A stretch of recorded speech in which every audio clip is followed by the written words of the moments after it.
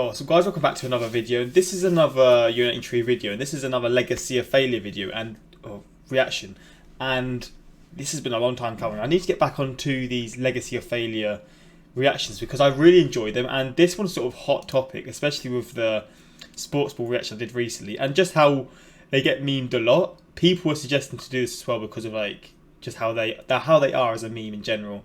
And the video is the Atlanta Falcons, a Legacy of Failure, and I know what this is going to be based around, really. It's about them.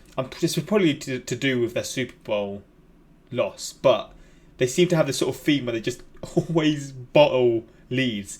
And this video is 3 years old, so it's not going to touch upon sort of recent things, but people still wanted the reaction, and I'm still like excited to see what else they've sort of had in their past that leads to them being memed so hard. But let's give this a watch, and hopefully you guys are going to enjoy. And let's just check this out, man. You thought it was just the Super Bowl, didn't you? Oh, how optimistic you were. Okay. The Falcons and failure have been joined at the hip since their conception. Let us begin. The Falcons start off as the NFL's 60s. punching bag in the late 1960s. Literally one of the worst starts for a team before the Buccaneers come around. Norm Van Brocklin leads you out of the basement and into the fringe hell that is mediocrity. It's not all bad, though. There's promise here. The Falcons go 9-5, and they have some good pieces on defense. Next year, you'll make the playoffs. Next year. I spoke a tad prematurely. You become a steaming pile of shit at 3-11, and your offense sets records for ineptitude. 3-11. Norm Van Brocklin is shown the guillotine. Your next coach is Marion Campbell. You remain in the basement feeding off of the rats. Your defense is one of the best the game has ever seen. Too bad the Falcons couldn't score on a hooker and they don't sniff the postseason. My God, you actually did something and made the playoffs? And you won a playoff game? It only took you 12 years. You may actually win another playoff game. You're up 7 at halftime. Oh no. But the Cowboys come back and win in the second half. This hopefully won't become a theme with the Falcons. Foreshadowing. Super Bowl contender with a pinnacle 12-4 season. Fuck. Pro Bowl quarterback Steve Bartkowski, a dual threat running back tandem of Willie Andrews and Lynn Kane, receiving threats Junior Miller, Alfred Jenkins, and Wallace Francis, and a strong defense. You're up by 14 in the field. A dual threat running back tandem of Willie Andrews and Lynn Kane, receiving threats Junior Miller, Alfred Jenkins, and I see what he's done right there. Yeah, I see him getting hit that hard, and with how I'm feeling right now with my neck, just in pure pain. That's giving me anxiety, man, because, bro, he's taken like an absolute champ. Me right now, I'd probably flop, well, I would flop right to the floor, and I ain't getting back up for a long time. And he's still up, bro. You're up by 14 in the fourth quarter against the Cowboys. Just drive it home. It'll be Newhouse. He's in there. Oh, I'm not worried. The Falcons got a field goal in their next drive. As long as the offense keeps clicking, they're good to go. Can't find anybody. Now he's going to start to run. no, not again. Oh.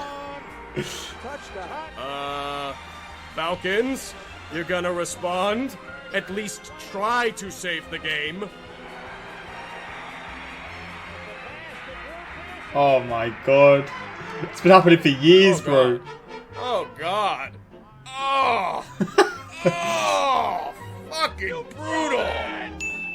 You're 7-6. It's time to prove your doubters wrong and avenge for last year's failure. Or just lose your last 3 and fail to make the playoffs. Alright, you made the playoffs again. You're up by 5 against Bud Grant's old Vikings at the start of the fourth. Time to get revenge. You blew another lead, eh? Whatever, you got a field goal and they have to drive the length of the field. It's going to take a total collapse for them to... Blew another lead, eh? Oh Dan my Henning God. leads you back into the clutching arms of mediocrity. That shitty coach you had back in the mid-1970s? Let's hire him again, because why the fuck not? You get sentenced back to the basement. It's the start of a new Falcon generation led by Bad Moon Rising and Prime Time. You got back to the playoffs and actually won another playoff game. Unfortunately, you get scalped by the Redskins in the next round. This Brett Favre guy is a head case that doesn't give a shit about the game of football. Exile him to hell on earth, also known as Green Bay. Turns out you're mediocre again. Time to bring a jolt to the team. The cancer known as Jeff George. Andre Rison and Prime Time may be gone, but you still snuck into the playoffs. Remember that Brett Favre guy? He kicks your ass all over the field in the wildcard game. Jeff George reveals himself to be a team cancer. In other news, grass is green. You go 3-13 in the ensuing chaos. 3-13. You not only won another playoff game, you made the Super Bowl. Most of it is due to the Vikings choking on their own shit, but you're respectable in your own right. You're the lovable underdog, the goddamn dirty bird. Now bring that Lombardi trophy back to Atlanta. The Cinderella story strikes 12 and they get smashed by the Broncos. Oh no. Good luck next year, boys. Or just go 5-11. You can do that. They reach the Super Bowl and then the next year they go 5-11. How often does that happen? Like, how often does a team do so well and like reach a Super Bowl? Not necessarily wins, but they'll reach a Super Bowl, and then the year after, they play awful. Like they have an awful season. Maybe it's to do with like mentality. They sort of lose the desire a little bit, or maybe they're just sort of like recovering from the loss. Like I know that sort of happens with sport. Like mentally, after like being exhausted for playing a whole season and losing it at the end, when you're like just on the brink of making or doing greatness, the coming season, it's just not the same, is it? You're not the same sort of mentally. You're probably just, maybe just mentally exhausted, something like that. But I assume it happens quite often, to be honest, because it's just one of those things that you sort of expect in sport. What you need to rush past this mediocrity is a transcendent talent. It's time to make a move. Trade a nice package to the Chargers to draft Michael Vick. Okay, you're 6-4. You've got a shot at playoffs again. Never mind, they lose 5 of their last 6. Jesus. Congratulations, the meddlesome Smith family has sold the Falcons to a Gomez-Adams doppelganger. Vick's electrifying play leads you back to the playoffs in his second season. You actually beat that fucking Favre guy in a playoff game too. Only a brick wall could stop you. Its name is the Eagles. Michael Vick is going to lead you to greatness. He gets injured. You start the season off 2-10. Dan Reeves is flogged publicly in Olympic Park, and the defense is a turnstile. Such greatness. Things get back on track, and you make the playoffs again. Vick emerges as one of the great runners in the league, and you put up 47 points against the Rams of all teams. Only a brick wall could stop you. Its name is the Eagles. Turns out that the team doesn't have much else besides Vick, and they're a gigantic blob of meh. That's what happens when you put all of your eggs in one basket. At least you've got him. The dude may not be the greatest thrower, but he's still one of the most electrifying players in the game. Matt Schaub is being blocked by him, so we can trade him to the Texans. You got one of the hottest coaches in college football in Bobby Petrino. This is the year. Too bad Michael Vick likes his dogfighting rings. Yeah. Fucking idiot. Bobby Petrino turns out to be a complete disaster in Atlanta. Who knew that big-time college coaches rarely pan out at the professional level? They go 4-12 on the field, but that's just like finding out you lost your remote after the goddamn house burned down. Time to get another QB in the draft. This Matt Ryan guy will do. You get back to the playoffs under his and Michael Turner's guidance, and you have another lead at halftime. Oh, you blew it? At least it was only a 3-point one this time. You finally got back-to-back winning seasons for the first time in franchise history? What do you want, a fucking trophy? Boom. You're Super Bowl contenders again with a 12-4 season. And you get completely obliterated by the Packers. One positive, though. You didn't lose to that fucking Favre guy again. You do, however, get absolutely manhandled by the Giants the next year. Hot damn, 13-3 and at home against the 49ers with a 10-point lead at halftime. They choose to stick to the script and piss the game away. There's always next year, though. Unless that next year is where the team completely falls apart and goes 4-12. Mike Smith is finally axed after a dismal 6-10 season. We don't have enough passion in our stadium. Let's just pipe in some noise to help out. What? Nobody's going to notice at all. The fuck? You're 5-0 to start the year. The crystal ball predicts a future playoff berth. The crystal ball turns out to be a mirage and you lose 7 of your next 8. No playoffs for you. The Falcons shock the goddamn world and make the Super Bowl with one of the greatest offenses the league has seen since the turn of the millennium. The Patriots' time is up. It's time for Atlanta to emerge as a champion. They're doing so well right now. The Falcons have a 25-point lead in the third quarter of play. Oh, you thought I was just going to glance over this? Bitch, you don't know this channel. This is a special moment in sports. Time to amplify the pain. New England charges down the field in 6 minutes and James White runs it. They were 28-3 up in the third quarter, near the end of the third quarter. I don't know how mad that really is.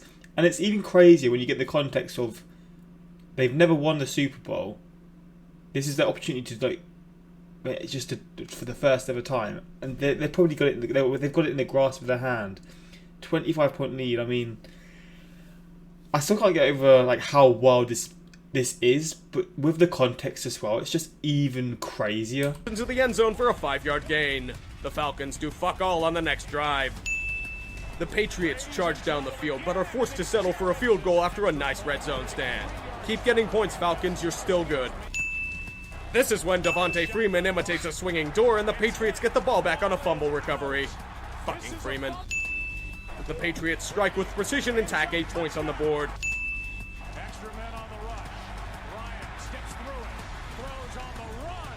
God damn, what a catch by Julio. This should put the game away for sure. Just run the ball, burn the clock out, and kick a field goal to end the madness. Why the fuck are you passing? Why the fuck did you just put yourselves out of field goal range? Shanahan, you arrogant fucking idiot.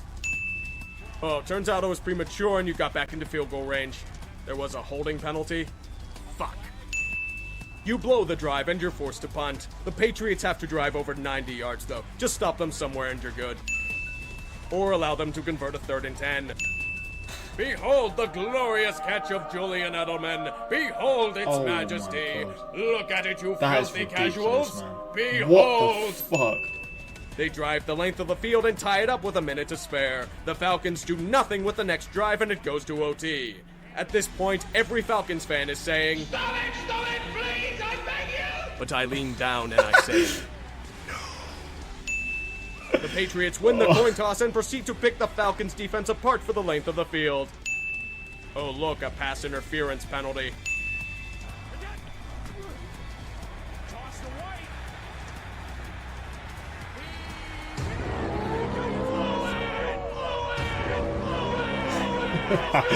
He loves this meme so much.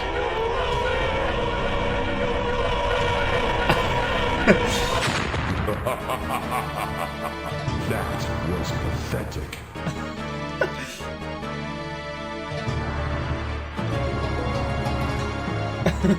Fucking hell.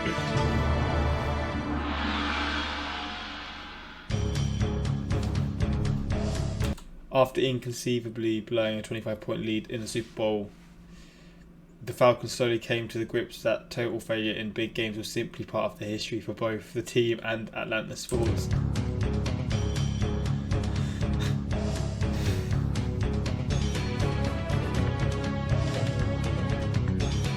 I mean, one thing I'm going to say, the realization came too late to alter these events. However, this loss is now openly mocked and scorned by all the NFL. Have a nice day. Oh, what was I going to say? I was going to say something now. I completely forgot about the Falcons. What was it? I've completely lost my train of thought.